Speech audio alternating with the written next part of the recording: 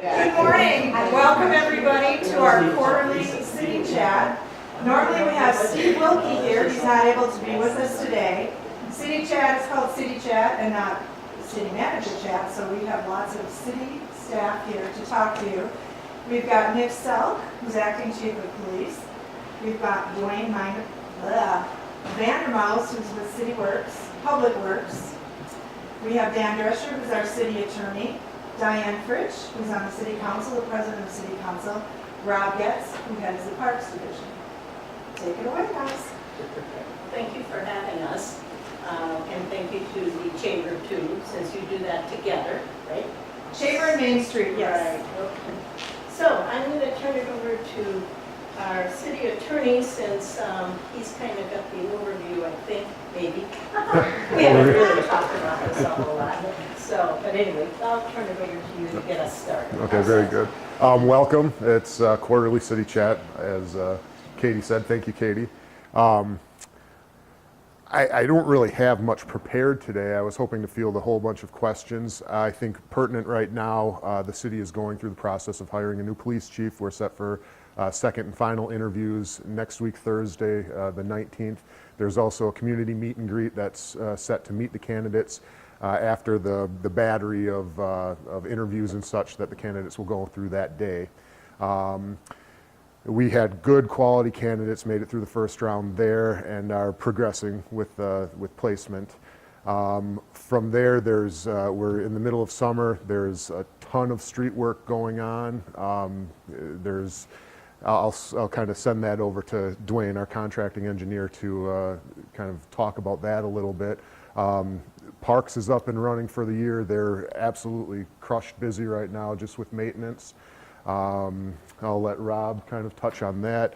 The acting chief of police, Mick Selk, is here to discuss issues that are present with regard to the policing of the city. Other than that, right now, I'd open it up to some questions to see kind of where this chat is going to go, if there's anything from the audience at this point. Seeing nothing. I think we should mention that we also have another city council member here. Oh, yep. Steve Fields is in the audience today. I invited him to sit up on the panel, but I think he's a little shy this We morning. ran out of chairs. Yeah, there you go. But we do have other council members. Any questions from any of you did you come with a hope of something specific about something? No? They're just good, loyal citizens. That was really good. Okay, all right. Well, then why don't we just do what you said and then do the update in different departments? Sounds great.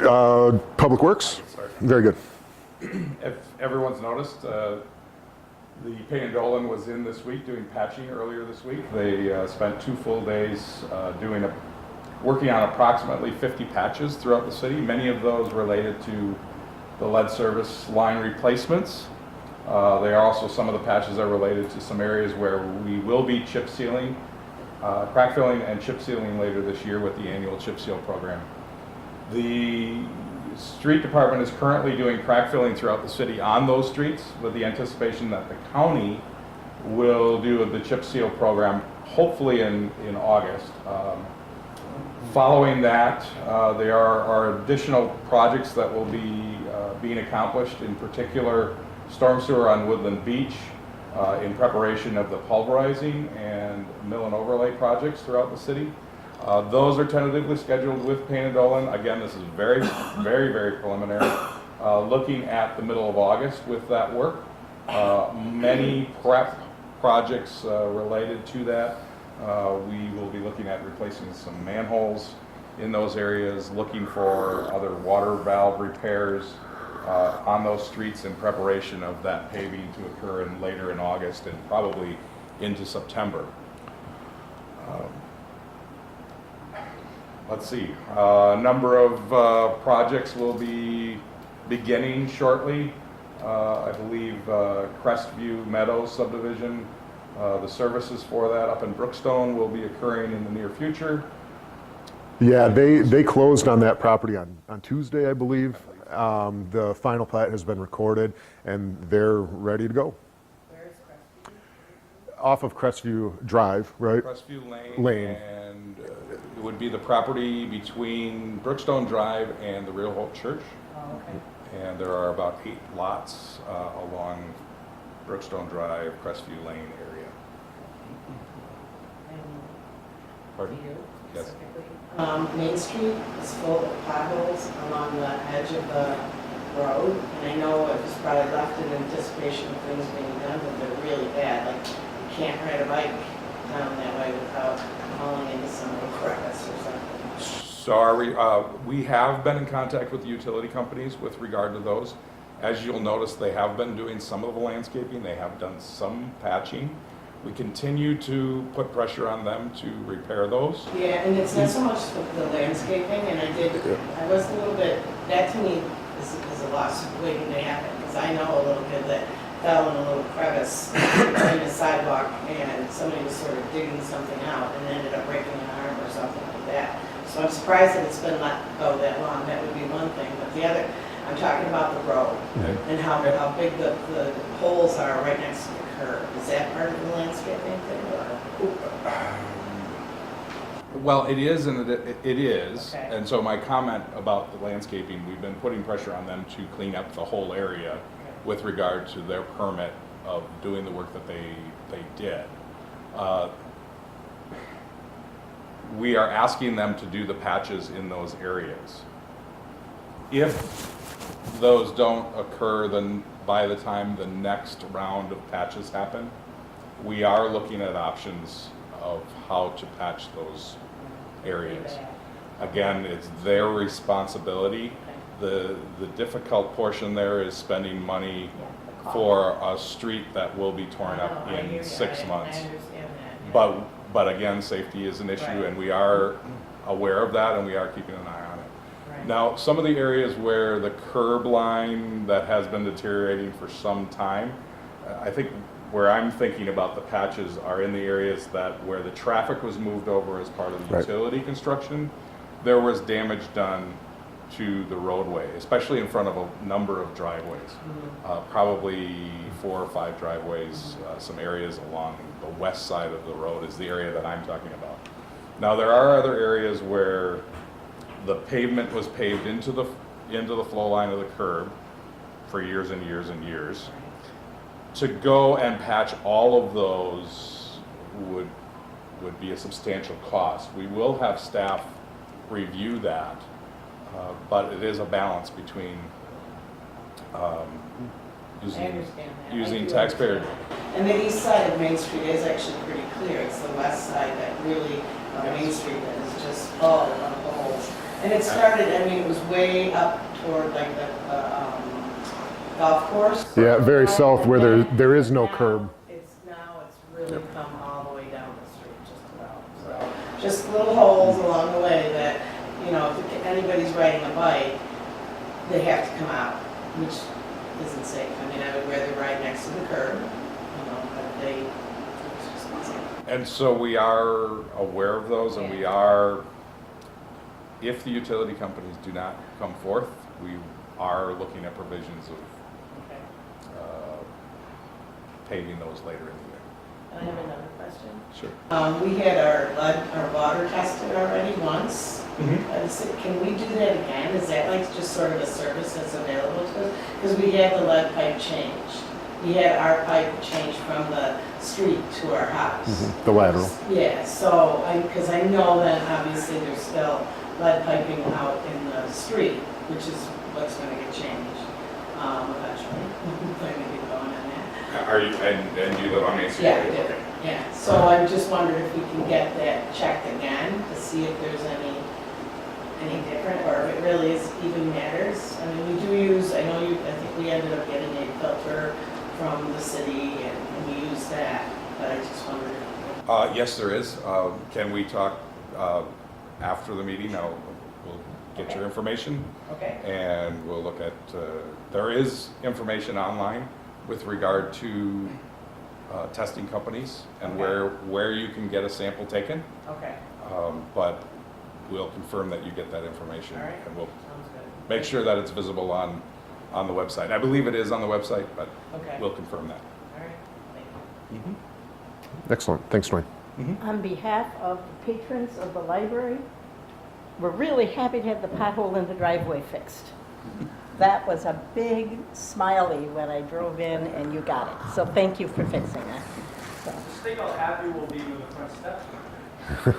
hey, I come in the back, so I don't know. That's all for Dwayne. But anyway. Kick it to Rob. Sure. Like Dan said, this time of the year in Parks and Forestry is just upkeep, maintenance. Obviously with the 2 beaches that we do have, extremely heavy use this year. This spring has been very challenging between the amount of rain we've been having and then on top of it, the heat. We've, I believe, had some record-setting days as far as dollar amounts that have been coming through the gatehouse on Sandy Beach, meaning the number of people that are down there are incredible. The 20 years that I've been here, I bet you that population utilizing that beach down there is at least tripled. I mean, years back, there wasn't anywhere near the numbers that we have today. So that Sandy Beach and Bartles has really increased use. Commons Park, the number of activities that we have going on down in the park has probably tripled in that time frame also, which means all the cleanup, all the maintenance, all of that is, handled by my department. So this time of the year, that's primarily what we're doing. We're cleaning up after people. We're cleaning bathrooms. We're trying to maintain the grass and that. And with the amount of rain we've had this year, the grass has never let up as far as for mowing purposes.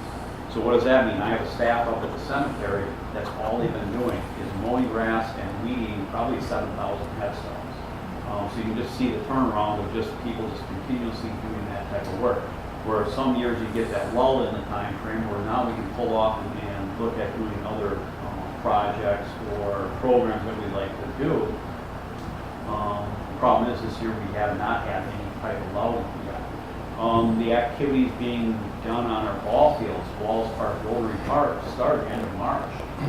We are now doing a lot of the maintenance, the upkeep, the school district, for the school district. I mean, they're coming out using our facilities, which puts a big burden on my department to have ball fields ready to go. And there's still snow on the field, and we have the high school wanting to play on our ball fields. So I don't understand how this, how to juggle this act. Little League is going on, and they're going to go through the end of the month. As soon as all the softball, baseball stops, they jump right into soccer. So our facilities get turned into soccer fields then. So there's continuous use of those facilities that we have to do the cleanup, the maintenance, the repairs of things going on at those facilities. So with that, I have to try to figure out how to maintain all this, get this all done, and we still have projects out there to do. Okay, we asphalted all the roads up to the cemetery. So along every single road, we have to do dirt work along them, because some of them have an inch to 4-inch drop off on each edge. So I need a staff to go up there and do that. I need a staff to refill our playground chip areas. We have areas in the parks that we need to mulch on a yearly basis around trees, our shrub beds, all that kind of stuff. We continuously have dirt work on our ball fields that we have to re-add, refill in holes, do all that kind of stuff. We have a lot of landscaping projects in the park that we need to get to. There are programs out there that we don't get to, and we don't see the problems with them until the future. One example is Japanese beetle. If any of you garden, have trees, you're going to see Japanese beetle explode right now. Years past, middle of April, end of April, we used to go out and treat our trees. We do a soil saturation. What I mean by our trees is the trees between the road and the sidewalk. They're city-owned trees. And the most susceptible trees, we would go and do a soil saturation, which in essence takes one of my guys with 300-gallon tanks of water mixed with chemical. We go to these addresses that have these specific trees. Depending on the caliper size, needs to put down X amount of gallons of liquid underneath this tree. With the idea, this tree will then soak up this chemical in its leaves, pushes the leaves out. When the bug comes and eats, the chemical kills it off. This was one spring. We just never had time to send anybody out to do that. I can tell you right now, we are seeing the effects of that, not being able to do that type of program. And the sad part about it is things you just kick the can down the road that never get done, that people don't see. Now, with all that, throw in storm damage that occurs. Come in the morning and we've had a wind come through, now I got 3 trees down there. So I got a staff that needs to go out, and handle tree removal, tree cleanup, things like that. So this is always occurring this time of year for us, is try to juggle this, maintain, clean up, do all that, but yet try to do all these other programs and projects that come upon. So it is a very busy time for us in regards to forestry. Is it time to add staff? I mean, are you looking at that? Is it I'd time love to to add- have staff. And how do you do something like The that? budget doesn't allow me. You requested it. Oh, yes. It's very good at making sure he fights for his Any department. internship ideas or anything like that? Some kids through the summer? Yeah, internships, depending on what they want, there's not a lot of internships that want to come and clean bathrooms.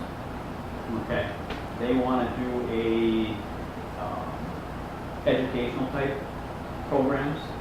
Okay, mine is physical, Right. manual labor. You don't get a lot of that. I have 4 full-time staff in the parks department. I have 3 full-time staff in my cleaning crew, which takes care of cleaning all of our building facilities and maintaining City Hall. I do hire another 6 part-time staff members that come in just specifically to help with the parks department. I'm staffed as max to what my budget allows me to do at this time. I have another question. Sure.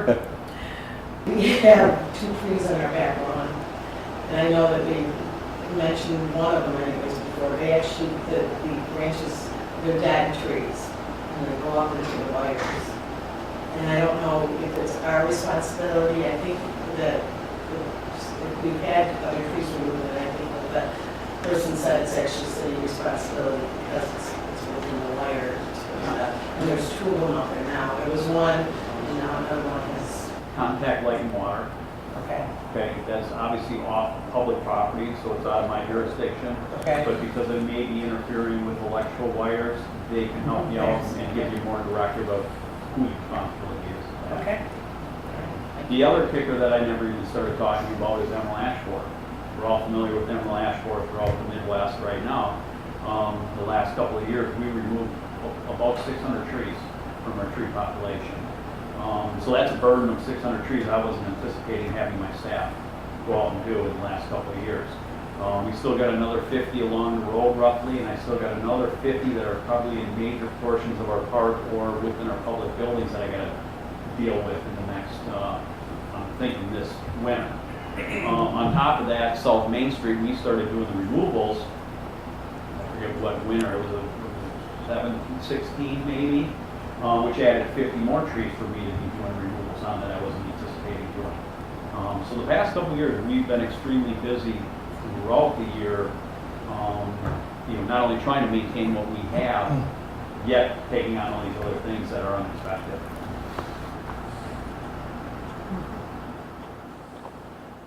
We are very fortunate to have Rob and his staff who do a wonderful job. And people who come into Lake Mills and visit, they comment about, our trees and our shrubs and, everything and how nice it looks. So kudos to all of you for all your hard work.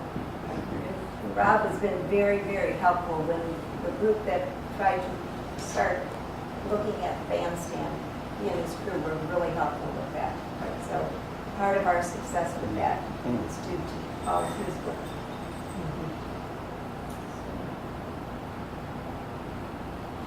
Okay, maybe kick it to the police department, see what's going on there.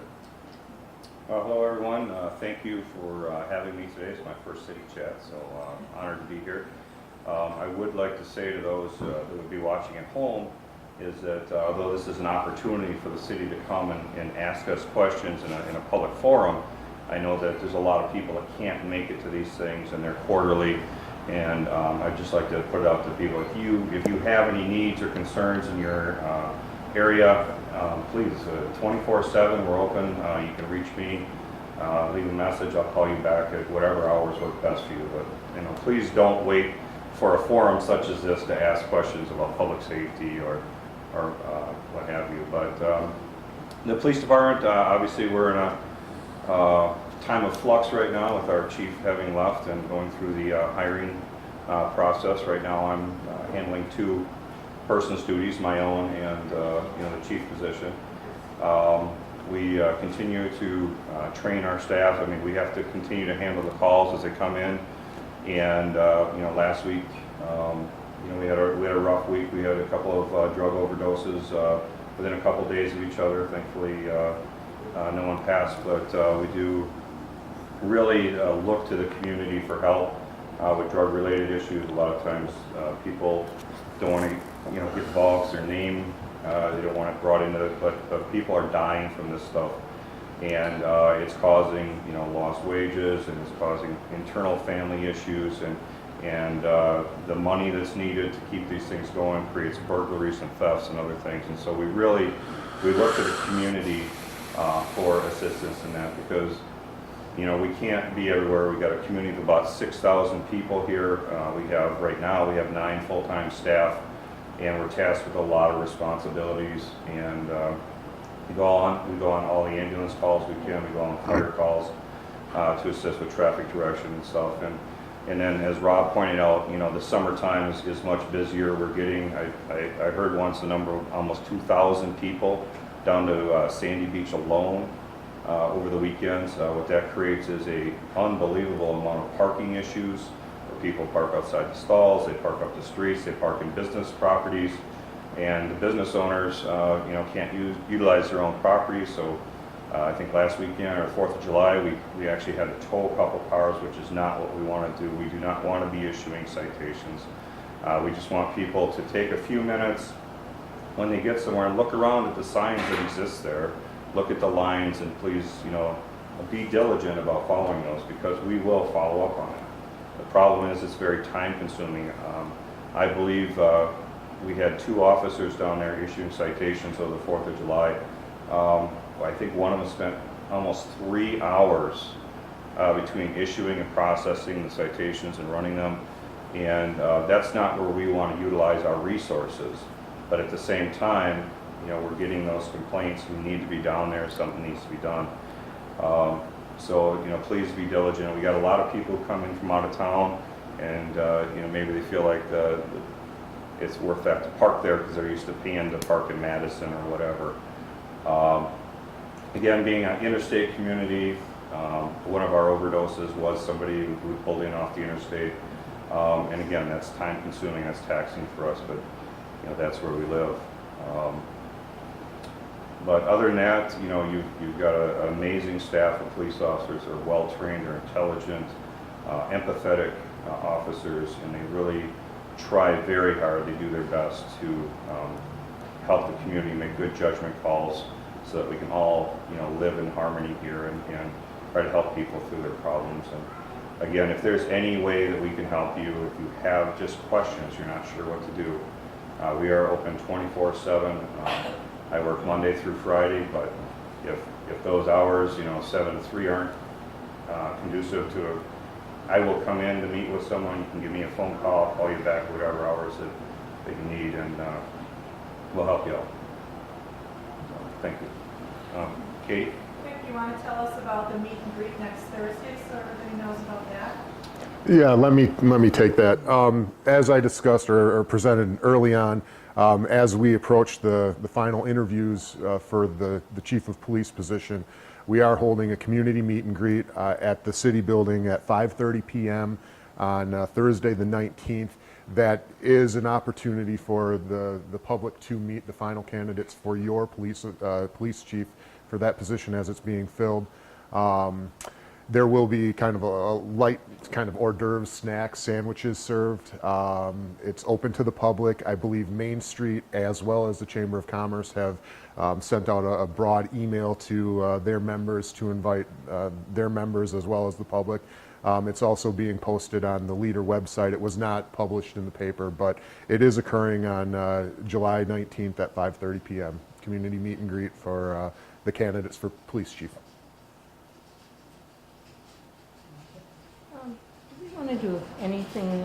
say anything about Mulberry Street project? That's kind of in a lull right now. Well, it's advancing.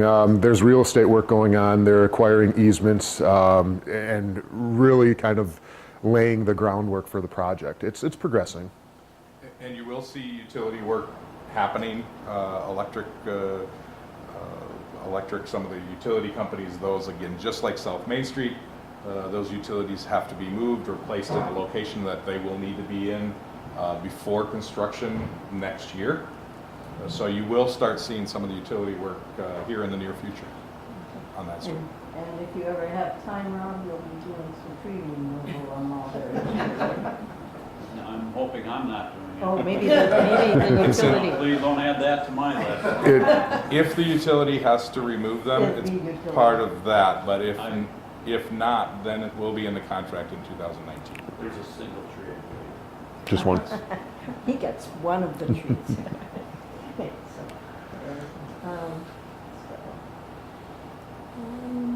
I want to mention, just for everybody to remind that not this weekend, but next weekend is our arts, what's it called? Art fair. Art fair on the park. Invite your friends from out of town, invite your relatives, invite everybody you know. It's a really nice opportunity to see Lake Mills in action. July And 21st from 10 to 4. 10 to 4 on the 21st. I think fireworks were really a success. I thought our connection with the weather department was wonderful. But anyway, it was a beautiful evening. The Town and Country Days events were all well attended and so forth. So I think Lake Mills is doing really well as a city. I've talked with several people, just, nonchalant here and there, that are kind of going through the town. A lot of them stop here at the library and come in because they're amazed at what the library is and the fact that our predecessors had the foresight they had to build this building and that the town had the foresight to keep it up, that it didn't go to rack and ruin over the years like many things have in cities. So I think that, do we know, is the increase in the lake use because people just know we're here now, or is it something else? Is there something, other facilities that have been closed down or made private and people are pushed out, or any idea? Part of it is some of the lakes in Madison are closed.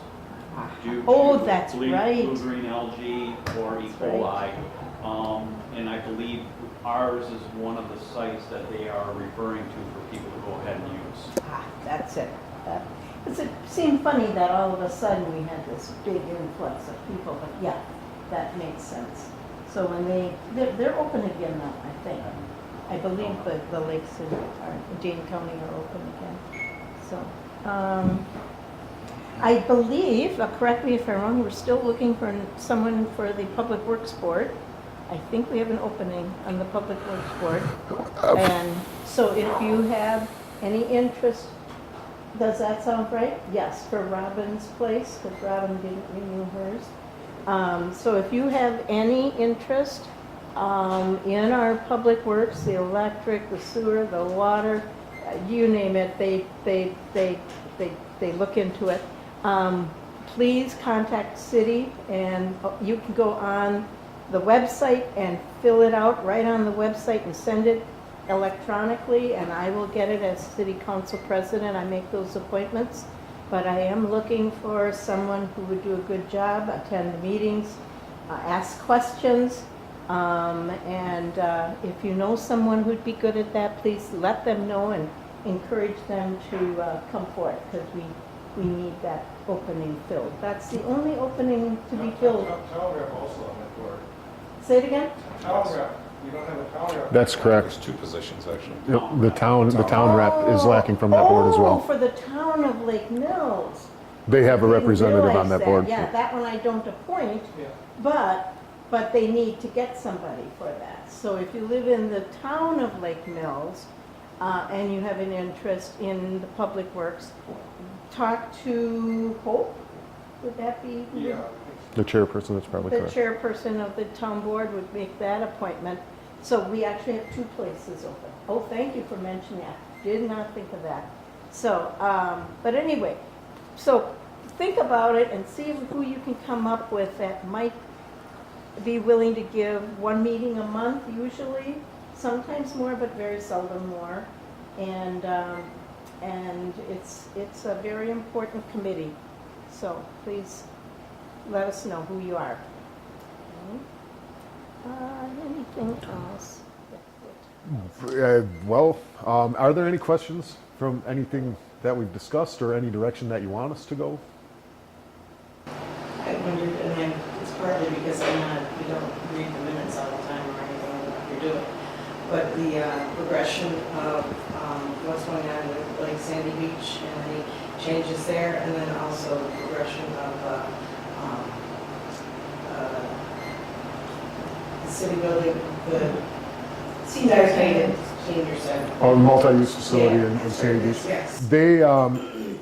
They're major projects. There's been negotiations with with regard to the multi-use facility, negotiations with the school district as well as the Rock Lake Activity Center, really trying to formulate what the plan is. I believe that at this point it's safe to say that the Rock Lake Activity Center is the site that's been really honed in on for that project.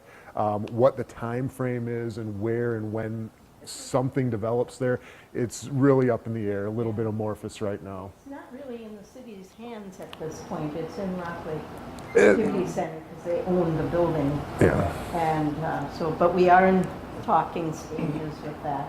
And with regard to Sandy Beach, I believe out of the kind of the major projects that have been on the table for about a year now, that is one that's seen as incredibly important. It's kind of risen to, I don't know if it's the top of that list, but the redevelopment down there will occur. The South Main Street not being started this year, I think that kind of took the wind out of the sails on that project as well, because there's a little bit of coordination that needs to happen there. But we're looking at that project as a staged project that is in the future, perhaps multiple years, but it is definitely top of mind, and there's constant discussion on it, planning on it.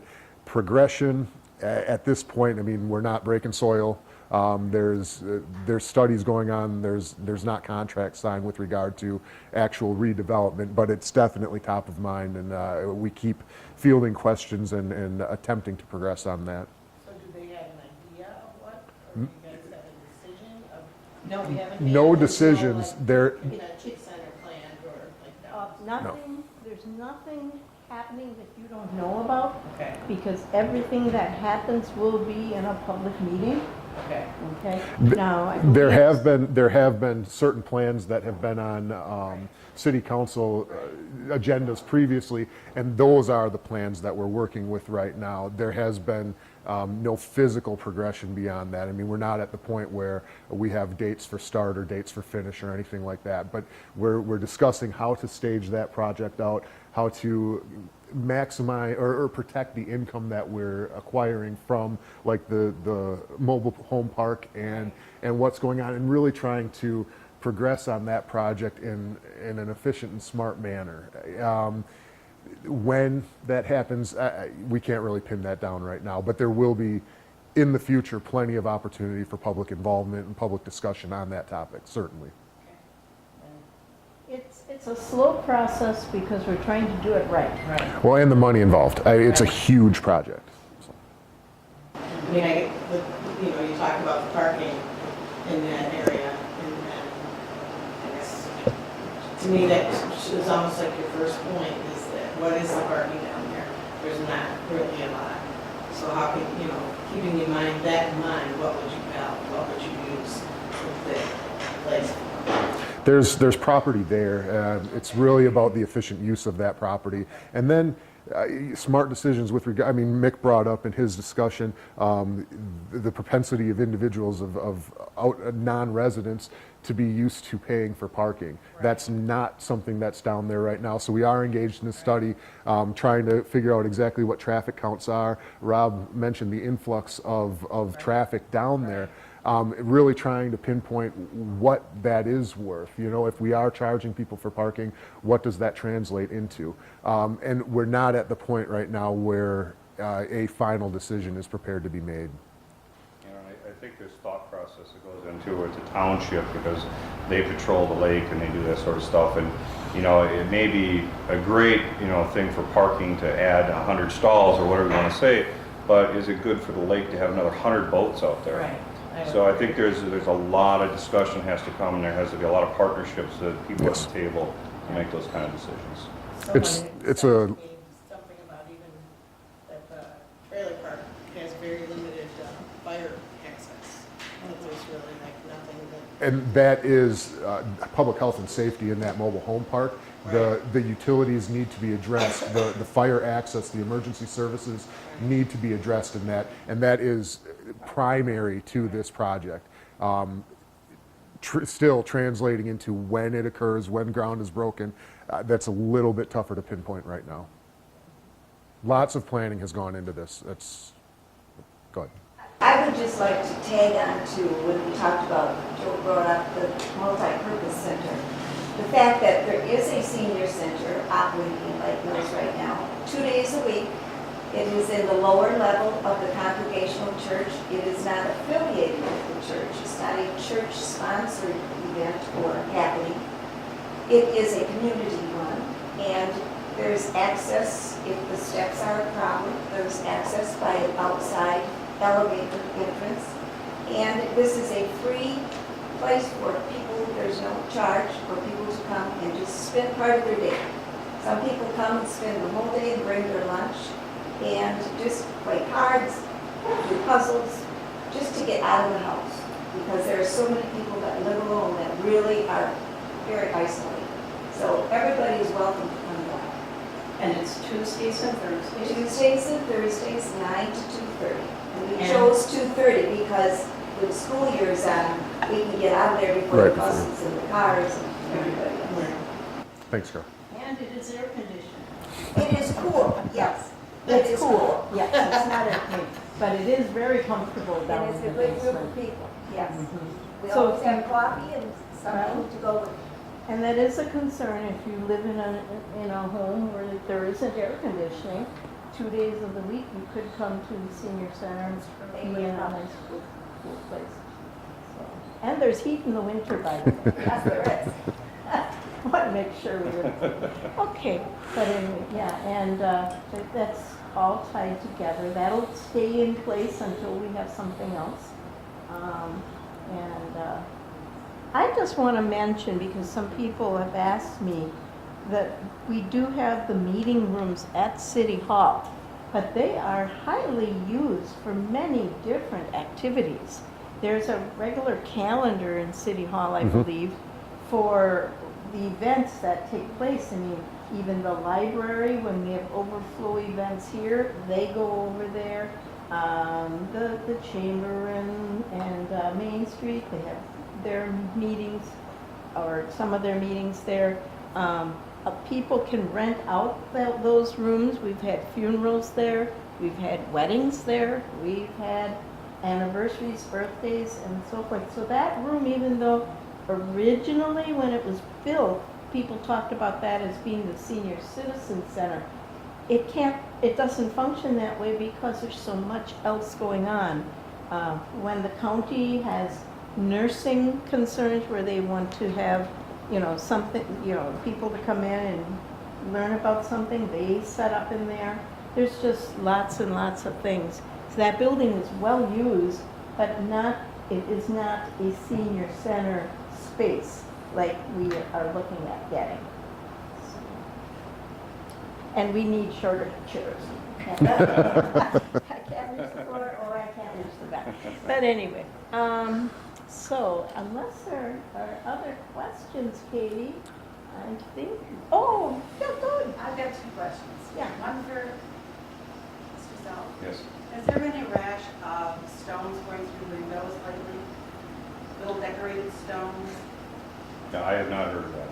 Okay, well, we just had one, I was wondering if there had been other ones. that had- Here at the library or? No, broken one of our home Okay. windows in the basement, and I thought, well, maybe it was just a fluke or whatever. Okay. The second thing is the traffic issues around the middle school. It's horrible. Buses can't make the corners with parents on either side, and Cook Street is very narrow. And we had our fire hydrant taken out the other week because he couldn't make the corner, and so the fire hydrant got shifted around, so and then the city folks have to come in and put it back where it's supposed to be. But I would really, it's a matter of concern because there is so much traffic, and it's not a large street for parking on both sides, especially on Cook where it's more or less an alley. You can't put two cars on either side and then have two people go in the middle. It doesn't work. And then you'll put a bus in there trying to make the corner at the beginning or end of Cook. You're in real trouble. And like I said, the fire hydrant went this time because he couldn't make the corner because of the parking and the parents and so on. So I would ask that the city council consider changing the parking on To one side. to one side, especially on Cook, or whatever, because and then the children, of course, are running across the street and so on and so forth. And I want them to consider changing the parking and the traffic or whatever flow. Maybe the school can have the buses from a different entrance. I don't know. Well, I was wondering if the buses could go down to Ferry and then come up. I mean, it's a little, but it's not very far. I don't know, but I mean, Bigger intersection. it's getting worse because a lot of parents drop their kids off. And even during summer school, we've noticed that, and they don't slow down, and the speed is an issue along College. They come zooming and they slide in, and they don't even look when they come out the other end when they drop kids off. So I'm just concerned about that. Thank you. Thank you. We'll look into that. So, any other questions, comments, anything we missed that you were hoping we would talk about? I thought I would just add to some of the projects that we're working on.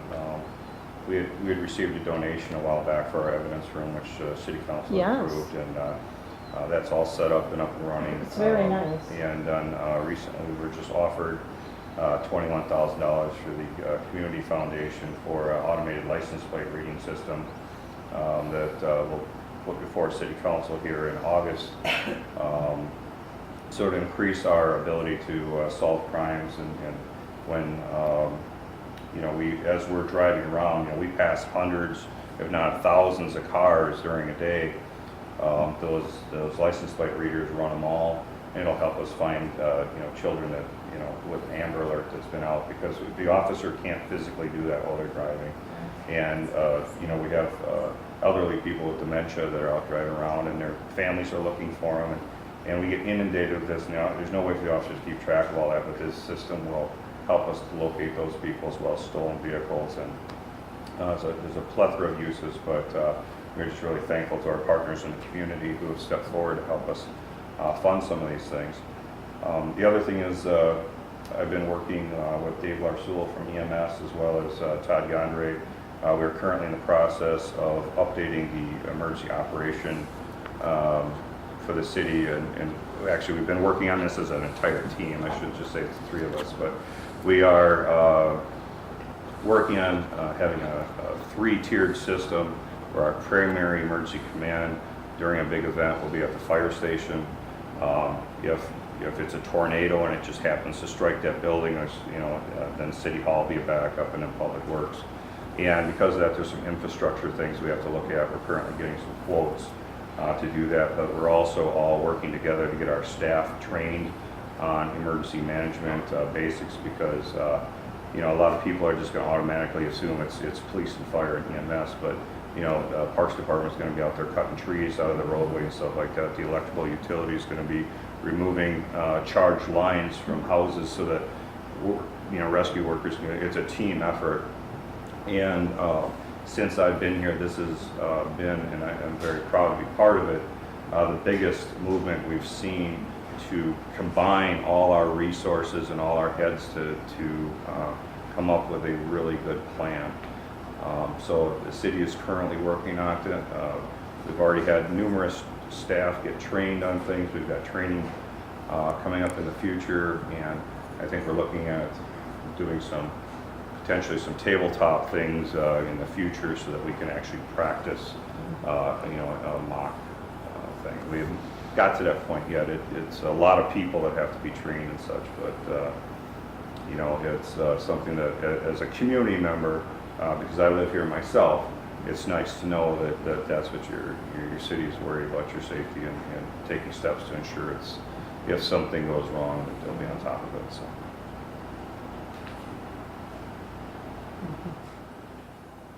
I want to mention one thing. Rob can veto me if he chooses to, but one thing I want to remind people of is that, we do have a lot of nice trees in Lake Mills, but sometimes when trees get older, they rot out in the middle and they get weak. So sometimes we have to take down trees that, people look at and say, oh, you can't take that tree down, that tree's been here for 100 years. And yeah, and I think just earlier this year, we did have a tree on Madison Street that went over and went right over on a car. And the center of that tree was rotted out, and it was one we hadn't gotten out yet. But part of his program is not only plant new trees, but also get rid of trees that are no longer, what's the word I'm looking, strong and so forth. But I just want to mention that you, as you look at our trees, enjoy them, but they do have a finite life too. And we don't want people to get hurt by them, but they do have to take them down sometimes because of that. Now, did I say something awful? You're fine, but I don't want to get into the whole tree issue because then we'll be here for another half hour. Well, that's why I But said that might be a conversation at a different meeting. And yes, there are a lot of different reasons why we take down trees. Age, weakness, big ones. Hazards, are the biggest. And the hardest part with the forestry program is it seems to be the trees we need to take down are in front of people's houses that love trees and don't want them down. The better, nice-looking trees happen to be in front of houses that people do not like trees and do not like leaves. So I had that constant battle of, dealing with people like that. So that's a whole lengthy discussion on trees and why we remove them, how we plant, and like I said, we could be here a half hour discussing all that. But Diane got it somewhat right, and I'm good with what you said. Yeah, because I just want people to understand that, if you drive through other towns after storms, you will notice that they have a lot more tree damage than we do. I've noticed that myself, and I'm thinking it's because they don't have the removal program that we have. And that you need to also understand that that's part of the big picture. It's just kind of how life is. Well, removal is one, and there's also the trimming program we have. That's even a bigger necessity, and the maintenance of young trees. So you trim your trees early in their lifespan to eliminate potential problems in the future. The worst thing you can do is plant a tree and walk away from it, and 50 years from now expect it to be this vibrant, well-structured tree, which I highly doubt you'll have. So, and I don't think people understand that too well, at least because first, we haven't done a good job of explaining it to the general public. Second of all, when people plant trees on their own property, they don't really think about it until they see something they don't like, and then they fix it. But anyway. Well, that's an issue that was kind of discussed earlier. It's something you should do now, but you do not see the ill effects of it for many years down the road.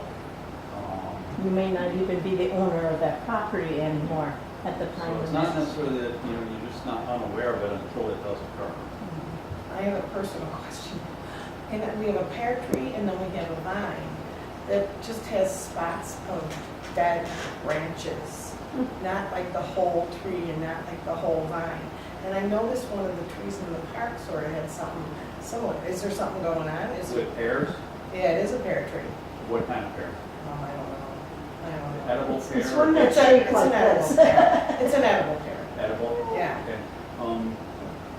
This winter, going into spring, has been a terrible winter for them. Okay. We had that April really cold Right. snap in there, has caused a lot of issues with some of the dieback on trees. Okay. They started leafing, budding out. We had that zap of really cold in April. See a lot of effects. Japanese lilacs along the streets were having that issue with. Pears, Okay. newly planted pears that we put in this year, were budding out, popping out. And that cold That's the ones killed that them died, all. died off. Yeah. It's not the whole tree, it's just sort of. Correct. skin- But there are fungal diseases that do affect the pears. Okay, all right. I don't know. Anything else? Do we have a date for the next one of these already? Well, it's in October, I don't know the Okay. exact date, In but the October. next, we do a quarterly city chat every quarter, I guess, so that would bring us to October. So I want to thank everybody for being here, Rob, Diane, Dan, Dwayne, Nick, and this will be on the community cable channel, correct? So Dave is hard at work filming it, and it'll be on the cable channel probably in a few days. So thank you very much for coming, everybody. And thank you for coming. Thank you.